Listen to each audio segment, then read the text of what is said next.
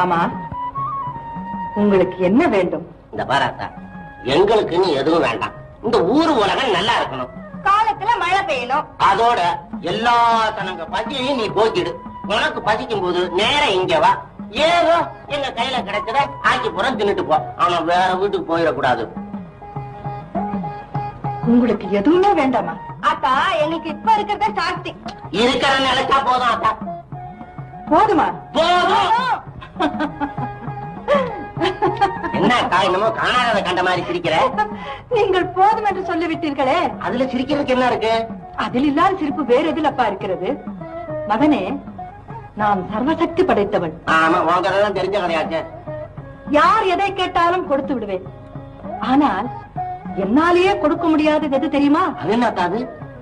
போதும் என்ற உள்ளத்தை மட்டும் என்னால் கொடுக்கவே முடியாதப்பனே. அந்த